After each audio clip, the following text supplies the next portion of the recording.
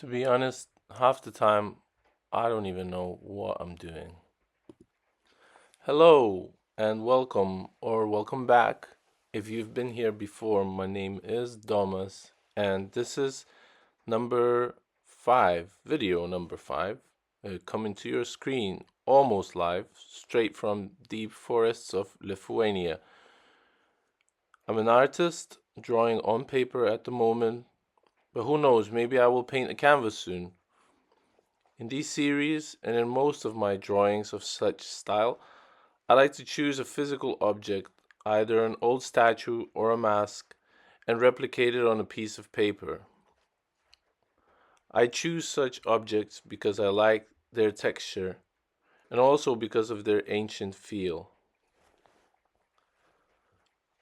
I challenge myself by trying to replicate as many details as I can see on the object. I look at the cracks, the little holes, the shiny parts of the sculpture, and I begin to memorize it with my eyes and my pen on a piece of paper. I say memorize it because I see this kind of drawing, or any kind of drawing, more like a map of marks, movements, gestures, scratches, than a finished, beautiful, clean piece of artwork. I like the look of an object which has lived its life and persevered and became preserved in the scrolls of time. Children's drawings are some of my favorites. A stamp in time, a proof to any grown up that once they too were children. To be completely honest with you, in most of these drawings, I have no clue or idea what I'm doing. I'm just doing it. I see an object and I like it and I choose to copy it. I try to go easy on the first layers, but mostly it's what you see is what you get, and what I see I put it down on paper. I rarely measure the proportions since it's my drawing and I'm not trying to make an exact copy. I can do whatever I want with it, and usually if I carry on through until the end, I have a result that I am pleased with. Now, I can talk about how I went to art school and learned the basics, which I did. However, I never felt like any specific person taught me one way how to draw, and I took that and went with it. I do remember spending time in my grandpa's workshop, watching him paint, but it wasn't like learning from him, it was more like getting inspired by his whole being, his elegance, which made me want to copy that which he did. Stand in front of an easel and paint. I did try that out. I soon realized that I prefer sitting rather than standing up. So I sat down. But I had to try standing up first to see if that works for me. I also remember when I went to art school and the first time I understood how to use proportions, how to measure the head which I was drawing. That felt really good, like a feeling of independence. Since I was still a teenager, I felt like I could draw anything that I wanted and do it correctly. For some reason, I don't do it as much right now, the measuring. It doesn't hurt to be as accurate as possible with your drawing, but I do not think I am the best advisor in the measuring category of teaching. I don't even feel like I can teach anyone or be taught. I almost work backwards. I feel like I learn the most by observing, copying, doing my own version, and that's how it should be. Sometimes, back at the art school, we would have teachers who would change the drawings, like they would draw on top of my drawing in order to fix it, to make it right. What do you think of that kind of teaching? Is it helpful? I remember us laughing helplessly at this sort of behavior of teachers. What can you do? What do you do in this situation? Of course, you are the better artist. Of course, you have more experience, Mr. or Mrs. Teacher. But how about some compassion towards a kid who maybe has never held a pencil in his life, or even if they did, maybe they have developed their own technique, and it's better to work with that than to destroy and rebuild from scratch? I'm not sure. As I am writing this, I realize that I do not know what is best, since I am not a teacher and I had plenty of teachers in my life. I was lucky to have an artist in my family too, and especially artist friends. You don't need many, just a few good ones. But what I had recently discovered is at some point I have to look away from what everybody else is doing and do my own thing. It is really difficult because one has to dig deep to discover those diamonds. And they are there. Oh, yes.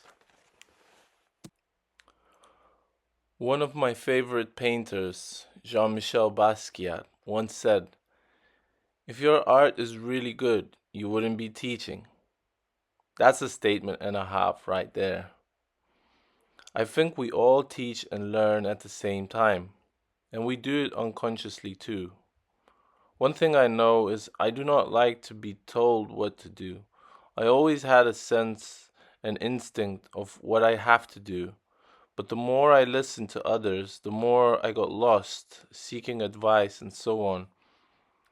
In the end, you end up alone with you, and if you can't be with you, then you're in bad company. I think we all seek connection, only that connection can be interpreted in many ways. I feel like an artwork can be a great conductor, a medium which speaks loads, as a picture says 1,000 words. The viewer can really see who the artist is and really understand without getting lost in words. That's why I like art, making it, looking at it. You see more than a face, an image of a body, of another body, which I agree is beautiful in its own right. But what's inside someone can be really transferred through art. I can get really fixated on the image of, let's say, the same Jean Michel Basquiat and see all the interviews, myths, and legends about him. But when I see his work, I really see what kind of a person he was, his spirit, the timelessness of it, the sheer joy of life in his work. Of course, I never met the guy, and I have a feeling if I did when he was at the peak of his career, I might have been repulsed. But somehow I still see that child in him that's in every single one of us, and the genius of that child. To bring it out on the canvas or paper and to reference historical events, combine that with his own biography, and you get these wonderful collages of time. I loved how Basquiat answered the question, what determines what stays and what goes on your paintings? Me, he said. By referencing all those historical events, by looking at what's surrounding us and interpreting that on a canvas, recording it, I tend to forget that I also matter in this creative process. I am the creator, the collager, the writer. My version is important, my thought is important. Even if it is for my own personal use only and nobody else's. Even if no one sees these videos, I still made it. I still recorded it, and I did do that drawing. Why did I do it? It's secondary. I lived. I survived through my work. And actually, my work is what made me survive, what helped me survive. It calms me down most of the time. Sometimes I just draw the same symbol over and over again, and it probably could be a form of stimming too. I like to see the proof also. Sometimes I forget that I did much already. Looking back at it, always seems much more could have been done. Coming back to the theme of teaching, The way of teaching, the how, is just as important as the what. I remember not understanding the words of a teacher and what she meant by values or grading and other terms. To me, it was hue or shadow or light, and that is it. This part is darker compared to this one, but compared to the other one, it's much lighter, which makes this fourth part the lightest and the part number five the darkest, and so on. I guess I always like to see it to believe it, but nothing beats doing it yourself. It will never be the way that someone else does it. Theirs seems to be much better. I will never make it like them. Of course not. You will do yours. Your mistakes, your lessons, your life. As a good friend of mine told me once, there is no rehearsal to life. This is it. This is the play, and you're the main character in it. So back to drawing. Sometimes the pen, it doesn't seem to work the way I would like it to. It's too thick, too thin, it makes a splotch, or does something which I do not like. Well, I learned, or am learning, to ignore it, make it a part of the piece. I think sometimes, oh, if I did the piece bigger, maybe you wouldn't see all the mistakes I made. Mistakes? I mean, there are no mistakes. Just funny accidents, as Bob Ross puts it, right? And it's true. So I learned to live with the mistakes. They make your life more interesting. And why should we put ourselves down and think that our work is worse than somebody else's? If it seems worse, maybe we haven't put enough work into it yet. Maybe it's not finished. Maybe we haven't done enough research. And by research, I mean perhaps we need to look at more art of artists that we like, or even our own art, our own older work, and see how far we've come. To be fair, I have quite a few sketchbooks just filled with doodles. Not even filled, half empty, abandoned. I know it seems quite sad to see an abandoned sketchbook. However, I keep them. I look at them. Sometimes I rip a page out, stick it on the canvas, make a bigger drawing out of an old, unsuccessful doodle, just to prove to myself that even at those empty pages, even in those times, I existed and lived, even though they were not the easiest times. They taught me a lot. I think as creatives, sometimes we think we don't matter. We like our work is somehow not important. The inner critic takes over. We feel we never have time or it's not worth the paper, the page, and so on. It is worth it. For you. No one needs to see it. That time spent with you, listening to your own thoughts, being your own teacher, sitting with those feelings is so much more worth it than running around like a headless chicken looking for something which will make us happy. It won't, but this will. Sometimes I think my work is looking shite in the evening. I wake up the next morning and see it and think, that's not that bad. I might as well continue. We can never see how good our own work is, and it is so important to encourage someone's expression. Even if your own PhD expert artist eyes are so well informed of all the artworks in the world, that kid who just brought you his first drawing to show you, you might make his life by not telling him or her what you really think of his work.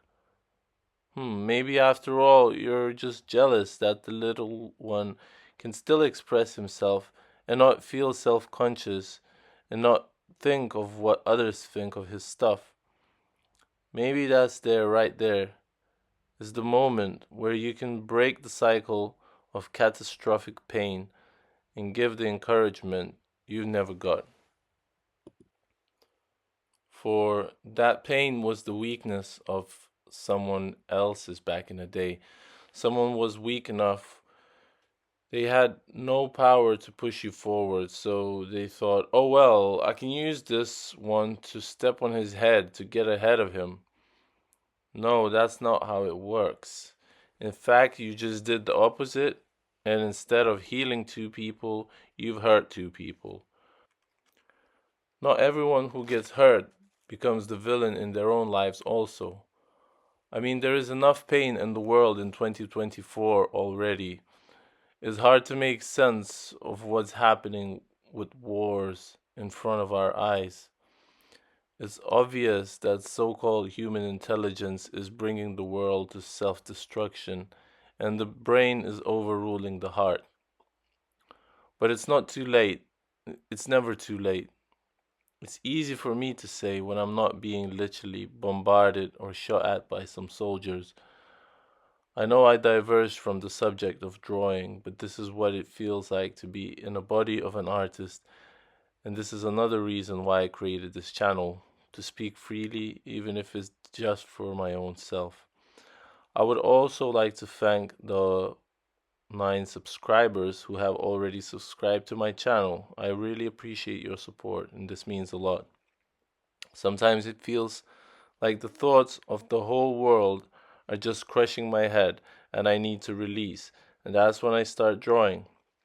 Another friend of mine pointed out to me that we are literally drawing in and out the energies from the universe, the world, onto the paper or canvas. I mean, I feel infinitely curious in so many ways and in so many things, and I often feel I need to narrow down, turn on tunnel vision, stop looking around and getting distracted to do some kind of work. Maybe it seems ridiculous, but that's another reason why I choose these type of drawings. One subject, many details. Study the photograph as much as you like. You can even add your own feel to it. I actually don't know why I don't do it more often. Perhaps because I like to stick to the originals as much as I can. Also, the theme of ancient times, the relics, the findings, the archaeology, all these things are really curious to me. Also, these statues are a work of another artist who did this piece a long time ago, and it still lives, maybe in a museum, maybe only in this book. Perhaps I can't buy it. I can't even travel to see it. Maybe I can't even afford the book. But I can draw from a photograph and make it my own, keep it. Combined with my passion for the realistic draftsmanship, I chose these objects to meditate on with a pen and paper. I also like to see the drawing happen on a time lapse. It looks like it gets done so quickly. I remember once looking at the drawing I made in London over 10 years ago in a sketchbook. It was done in Knightsbridge just before I started my shift at the Mandarin Oriental Hotel as a floor porter. That was my first job in London. I bought a sketchbook and I sketched some buildings in front of my workplace. Then I lost the sketchbook somewhere. I thought about those drawings, grieving that I will never see them again, and they were so good. I had started this routine where I did very quick sketches before I got on the bus. Then I would fill it in whilst on the ride to work. I later found this sketchbook and I was not appalled by the drawings, but by my own imagination and self image, perhaps. Those drawings looked so much better in my memory. Now I'm thinking what I really remember was the feeling of doing the drawing, quickly standing there and quickly putting some lines down, knowing that this drawing, the latest one, was the best one I've done so far. As my tutor in the university said once, this painting I'm doing at the moment, it's okay, but the next one, that will be the one. Thanks, Nelson. Also, I'm aware that Drawing, calling yourself an artist is quite a statement too, or calling yourself a good artist. I never like to use those words, but you actually have to if you are going to be doing what an artist does. I like to draw, therefore I'm an artist. That's it. I need to keep practicing to improve, that's for sure. And looking at this drawing now, I knew I could have done better, but that was the best I could do then. Looking at myself drawing is another weird aspect.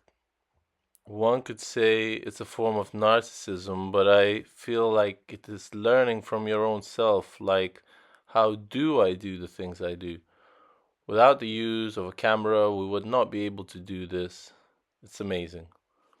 However, looking at myself drawing, I realized that this obsessive way of drawing, I'm not sure if it relaxes me or makes me more tense. I recently had neck problems from being too tense, and I thought I'll give myself a break by not drawing, having walks, and I realized that I hurt my neck more by being curious, looking around and stuff. So I decided to stay in one place and draw, and my neck didn't hurt so much. In Lithuanian, we say cure yourself with the same thing you made yourself sick with, but that usually refers to drinking. Being so obsessed and overly indulged in something could be a form of personality trait. As I mentioned before, I was diagnosed with schizotypal personality disorder, but this trait doesn't seem to fall under this category. Disability or superpower, who knows? What I know is what I set my mind upon, I usually achieve. I have problems finishing things, though, that's for sure. So I'm glad to say that I'm still working on my channel. I have not abandoned it yet.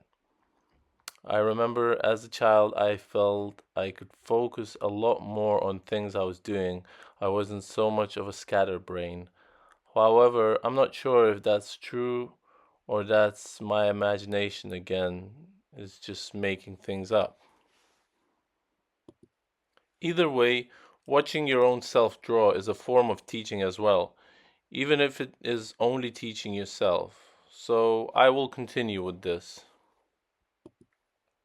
I think we go through our creative journey, which is life, picking up inspirations along the way, digesting them in our minds, and throwing them back onto the canvas with our own twist. Most of it is subconscious. That's why it is so interesting. As I'm writing this, I'm also drawing on the side right now. Every time I need to pause and think of what I want to write about next. I've been drawing little water drops on little rectangles of paper and sticking these on a canvas, which I had now for over a year. I picked up a new canvas and stuck a piece of paper, which is in the shape of a fang, on it. I drew little drops on it. This canvas has black background that is painted with whitewash, and it has a piece of paper stuck in a place a bit below the middle of the canvas. Now I stuck the fang underneath that paper, which makes it look a bit like a mouth, which reminded me of my childhood. I used to draw teeth a lot, especially fangs, dogs and dog teeth, some broken off. I used to have a dog when I was younger, and maybe that affected my wanting to draw teeth all the time, but I keep wondering why I go back to these teeth. Perhaps it has something to do with insecurities, as I remember that I've heard somewhere that dreaming of teeth falling out means that one has insecurities which they are facing at the moment or working through them. But my job is not to interpret, but to draw, right? So I should just do exactly that. One way or another, my mind starts to wonder why? Why do I do this? How do I explain this? Is there a point? Do I have to explain this? Does it have to look nice? What is nice? What is nice to me? To me, nice is when I can't understand it, when I haven't seen something before. That's nice to me. I mentioned stimming before. For those who don't know, stimming is what people on the autism spectrum tend to do in order to calm themselves down. It's a repetitive motion. It could be rocking back and forth, it could be rubbing your feet or hands together.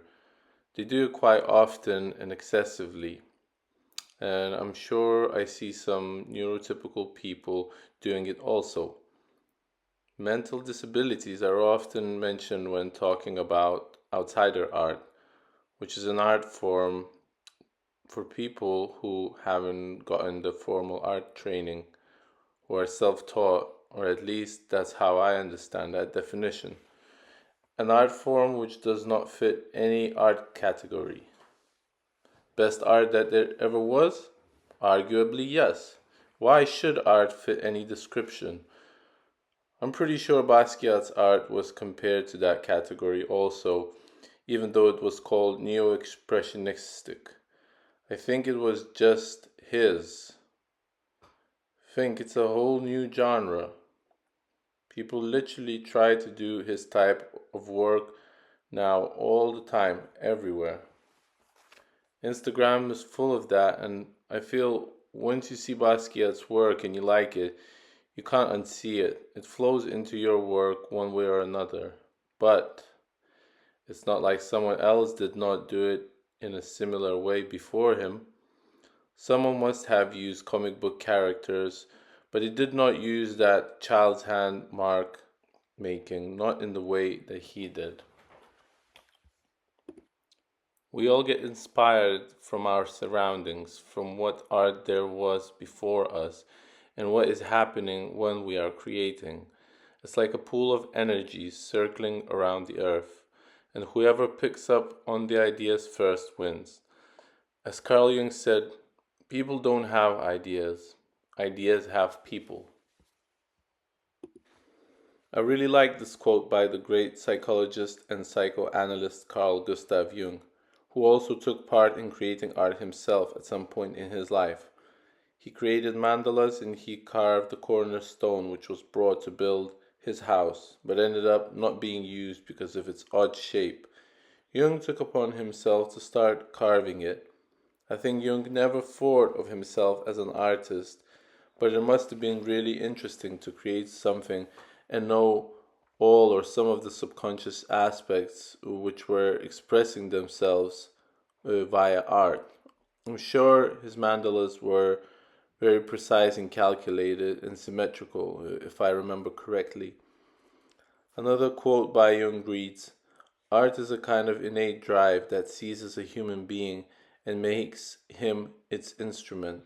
The artist is not a person endowed with free will who seeks his own ends, but one who allows art to realize its purpose through him.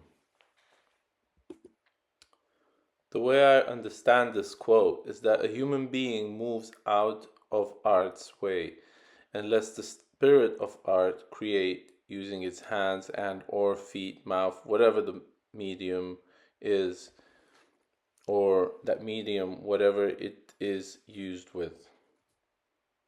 The human thinks he or she decides what will be used, what symbols one will use, but ends up in a totally different result.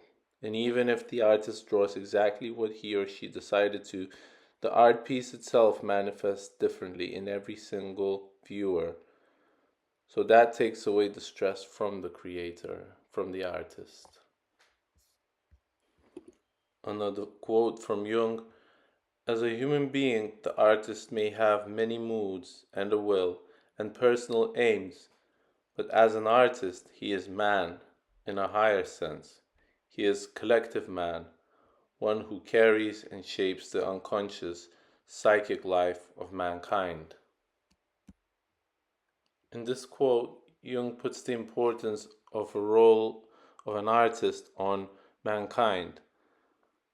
The artist draws and creates shapes, forms, colors, and symbols, which then feeds the human mind, which then in another artist can inspire to create more different art, creating this feedback loop For an ordinary person who does not create, this can be very inspiring, a breath of fresh air. I myself feel how my energy drops and my mood drops if I don't allow myself to paint or draw, even if it's for one day. It becomes an addiction, but a good one, the one which has a higher purpose in life. If you made it this far, I would like to thank you for your patience. I did not intend this video to be this long, however, I'm trying different formats and lengths to see what works best. I thank you, and as always, ask you to subscribe and like this video. Please comment any suggestions of what you would like to see in my next videos. I started this channel as an experiment to see where my creative writing will lead me, accompanied by my passion for drawing. I always loved skilled workers, always was amazed by construction workers, any job that I would see people doing and would think of, oh my gosh, how do they actually do that? Maybe I could do that. Maybe I should do that too. Oh, why did I not learn that earlier? And so on. I started going to therapy consistently a few years back, and my therapist kept bringing up the subject of art. At the beginning of my therapy course, I had already given up on art. I didn't think I was going to be doing anything with it anymore. I really felt broken. Somehow my therapist talked me into it. I began to slowly draw again, had a few tattoo sessions, and began to get myself involved in art and creating again. Art really is a spirit, and if I respect the spirit and can handle it, then I get fulfillment, I get realization of ideas. It's like a sacred sport, a ritual, one that grows bigger and stronger like a muscle. If I practice it every day. With this channel starting, I began to write even more, and my mind began to think in more ways, more different angles of how can I approach art and how could I share it with a broader audience. Perhaps this realization came from the fact that once you go to the gallery to see a work of art, you rarely see the artist next to their work, talking about it, explaining it. It looks like perhaps some other being did it, somebody not from this world. In this format video, not only can I show the process of creating the piece, but also tell a bit about myself, express my thought process, show how my brain works. I think of my favorite artists again and how I would have loved to hear more of their interviews, more of their opinions, or just conversations with other artists. But perhaps then those painters wouldn't be painters, they would be talkers and so on. Not being so available all the time has its beauty also. I mentioned labor work like construction and therapy for I kept telling my therapist that I need to get a proper job. He kept bringing me back to the point that creating art is a proper job. The toughest thing is to actually schedule your work and schedule your work day, your work weeks and months, so you can have some rest in between and be more productive. I feel like having a routine job where someone else tells you what to do would give me freedom to think, to relax more when I'm off the job, but that's just an illusion. Always comparing myself to others and trying to fit myself in somebody else's shoes just makes me more anxious and disorganized. And that's another trauma response. I continuously get lost in my own train of thoughts if I don't follow a routine, a schedule which I have set for myself. But I find it difficult to set a routine for myself because I'm so strict with myself, and then I end up just literally going with the flow. The more I try to fit in the given frame or the frame I made for myself, the more I fall out of it, resist it, and so on. But somehow there needs to be a balance, I keep telling myself, between the rigidity and a feeling of what is necessary to be done right now. Procrastination is another aspect of trauma response, for I know what I need to do, but I feel like I need a rest before that. I think my body somehow knows how I can burn myself out with no good reason at all for lack of self love. So I just tend to put off a project as much as I can. And I have to be okay with it because now that is how it is. I have to love the part of me that wants to rest and do nothing. Once I heard a lecture at my university course about a tribe in, I think, the Amazon forest, which every night after day's work would sit in front of the fire. That's what the task was, to sit in front of the fire and do nothing. The purpose of that was to get bored. From the place of boredom, one can move on forwards with the next day's work. But if I keep working non-stop and my reward for working is more work, then that is not the kind of life I want to live, is it? Even though my ego is quite against it. Another trait of addiction is to change one addiction type with another, alcoholism to workaholism. Gabor Mate talks about addiction extensively. If you haven't checked his videos yet, I really recommend you to do so. One idea he mentioned, which I really liked, was the fact that we get addicted to the personality that we become. If I'm a presenter, a talker, let's say, standing on stage, and all of a sudden I can't do that anymore, I become depressed because I can't be the personality which I was when I was on stage. So it means we don't necessarily have to be addicts to a substance. We can be addicts to pretty much anything which gives us that high, that comfort, the safety which we are looking for. Another example he gave was about a limp in his foot when he was meeting his mom. I don't want to misrepresent his story, but I noticed how my body begins to feel different pains and aches when I meet my parents and spend time with them. I begin to complain also in order for them to pay more attention to me, but I really do feel the pain. Once they leave, the problem goes away, it seems. Our bodies react in different ways. All these nerve patterns, memories from childhood are recorded in our bodies, and it keeps bringing up some sort of feelings, blockages, and so on. Isn't that amazing?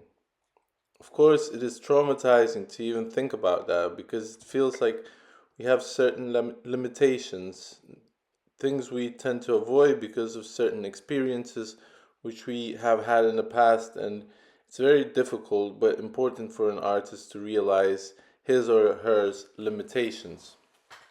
Robert Sapolsky talks about how we have no free will, and at first I found that shocking, like, no way, but the more I listened, the more I understood what he meant by that. He's another scientist, or professor rather, that I recommend you to look up.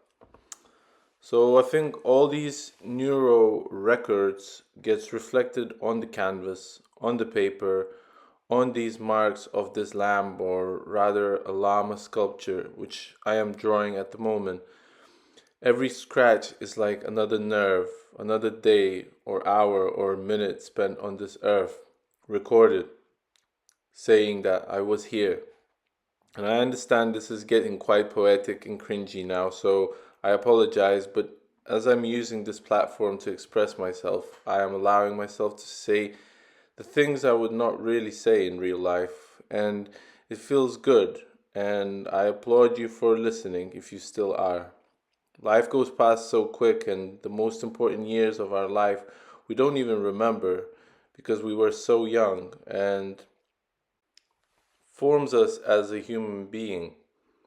How crazy is that we are so vulnerable and we survive? It makes me more grateful to my surroundings, my parents, some higher force looking after us. One wrong turn and this could all end, but it doesn't. Not yet. Just something to think about. As I am heading towards the end of this video, and drawing session, I would like to mention that at the moment I don't follow any specific writing structure. I try to write what comes from my mind, my memories, looking up very little on the internet. Therefore, the content of which I am speaking of is probably quite scattered. At the moment, this is how I am doing it. Who knows, maybe next video will be different. I do find it quite challenging to dig deep into what I actually want to talk about, what's on my mind, and hopefully, this is interesting to my viewers and is encouraging them to share their stories, thoughts, writings, anything that is on their minds. When I listen to my favorite artists, influential people, talk about their lives or personal things that they experience, I feel like I build more connection with them. So I intend to do that with my viewers also. I noticed I have mentioned a few professors and therapists as these people bring new colors to my life. It is easy to get lost in the world's chaos, so when I hear educated people talk about the human psyche, the scientific facts, I get more grounded in who I really am. It's not so easy to listen to those sometimes, as truth can be painful, but it's better when truth comes to light. As I mentioned before, inspiration doesn't come from one source, one place, so I tend to listen to different podcasts, lectures on subjects I enjoy. For some reason, recently I am obsessed with criminal investigations, interrogation room interviews, and so on. I want to get to know the human psyche more. And perhaps the dark side of the human psyche. We all have a dark side of our minds, which we hide not only from others but from ourselves. We don't know the things we don't know, and sometimes others can see it, but will they point it out? A crook recognizes another crook, but what if a crook doesn't know that he's a crook? Some people walk with masks of pure goodness, but in the shadows they perform horrendous deeds. Some appear to be quite horrible on the outside, but deep within have a beautiful soul.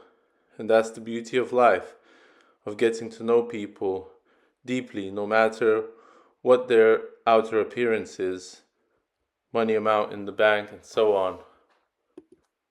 Of course, you never know who you are really talking to behind the facade, which is our face and stories we tell each other. This brings me back to people with special needs. When I worked in this field in the past, I always felt a sense of honesty coming from these human beings. I never thought like they were trying to fool me or trick me into thinking something, and if they were, it was quite obvious and funny. It was almost like a joke. I felt that what I was giving, I was getting. If I listened to their past, their history, or misbehaviors too much, I would just get too tense and not even look at the person in front of me. Call me naive or gullible, but whenever I treated my clients with respect, I got that same respect back. I had a clean slate when working with them. I was in the present and there were no misbehaviors. So I really believe that we project a lot of the negativities of our own on other people and then wonder why they act a certain way. My point is that for our own well being and also for others, we should approach every situation and interaction with other people with a clean slate. No past, no future, just now, because that's all we know for now. Never live yesterday, never live tomorrow. And people who seem different to us, we should treat them the same way like we treat quote unquote normal people. It's only because of the majority of people are neurotypical we call that normal. But really, we are all sort of strange. How crazy is that we live in these bodies for some time and then we die? We leave somewhere else, so who knows what happens afterwards? Even the fact that we can think of these things and rationalize and make decisions is sort of strange in itself. Make videos of our work, look at things, and make drawings of those things. It is all quite unusual when looking from a bird's eye view. So we are all a bit different, a bit extraordinary, speaking in different tongues and each a different universe. So it seems quite silly to get caught up in the details of someone's looks or speech pattern, their achievements, and so on. Perhaps someone was dealt a card of being born in a war zone, others were born in a rich family, others with some sort of disability. That's all irrelevant because what we do inside of that body, how we comprehend and react to our surroundings, that's what determines what feelings we have inside. Are we feeling empty or full? Does the biggest achievement in a rich country equal to a little achievement in a third world country? What does it mean? Big or little? To whom it seems big or little? Because it all depends on the perspective of the creator, the one who is creating, putting that pen to paper, sticking those two things together, preserving the energy of time inside a material, with their best intentions in mind, locking up the energies of today for tomorrow's parties. Thanks again for watching. All the best. Vysoko gerausia, and good luck on your creative journey. Let me know what you think of this video in the comments below, whether you have any suggestions for the future videos. I welcome all of you here, and feel free to like and subscribe and share with your friends. Take care.